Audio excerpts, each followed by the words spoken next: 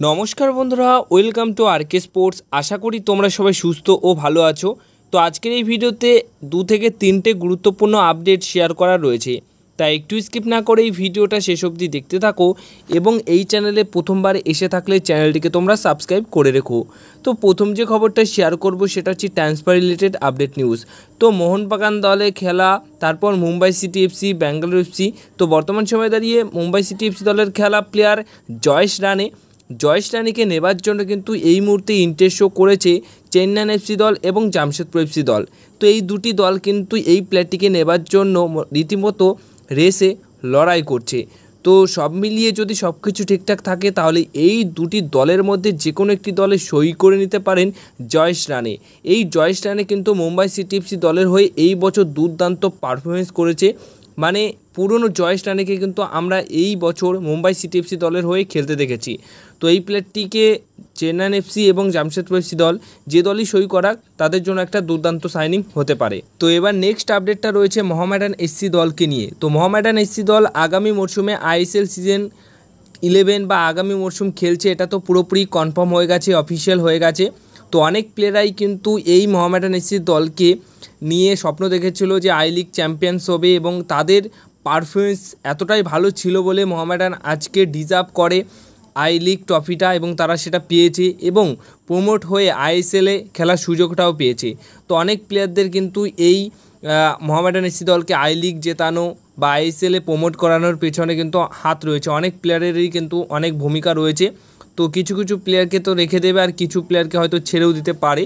তো তার মধ্যে বিদেশির খুবই ইম্পর্টেন্ট। তো বিদেশিদের ক্ষেত্রে যেটুকু খবর রয়েছে সেটা হচ্ছে অ্যালেক্স গোমেজ এবং মির্জাউল কাসিমভ, এছাড়া জোসেফ আদিজাই, কাসিমভ এবং অ্যালেক্স, এই 3 ফুটবলারের সাথে চুক্তি বাড়াচ্ছে, মানে এই 3 বিদেশি ফুটবলারের সাথে চুক্তি বাড়াচ্ছে মোহামেডান এসসি দল। এটা কিন্তু পুরোপুরি কনফার্ম। মোহামেডান এসসি দলের একজন কর্তা কিন্তু এটা সরাসরি একটি ইন্টারভিউতে জানিয়েছেন।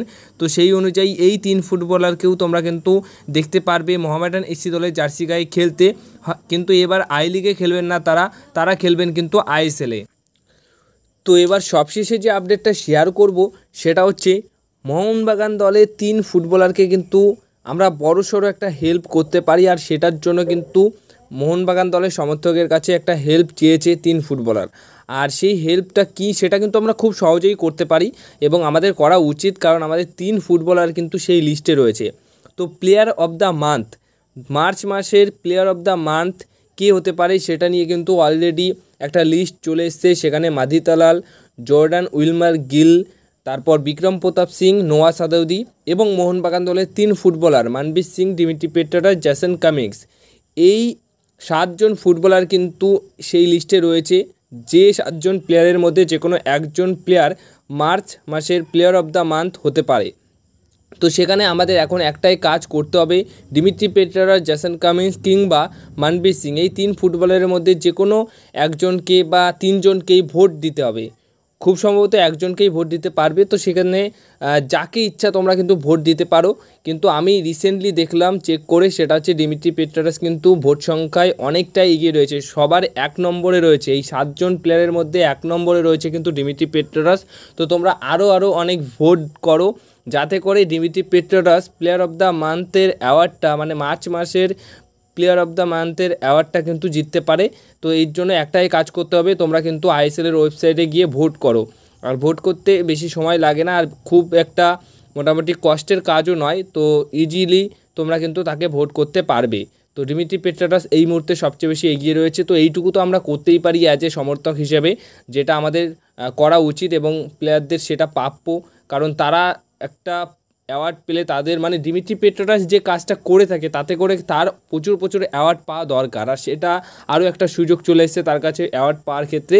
তাই আমাদের একটাই কাজ হবে, তাকে অ্যাওয়ার্ডটা জেতানোর ক্ষেত্রে ভোট করতে হবে। তো সেটা আশা করি তোমরা অনেকেই করবে। তো এই ছিল আজকের কিছু গুরুত্বপূর্ণ আপডেটস। যদি এই ভিডিওটা ভালো লেগে থাকে অবশ্যই ভিডিওতে করো একটা লাইক, আর চ্যানেলটিকে তোমরা যারা এখনও অবধি সাবস্ক্রাইব করো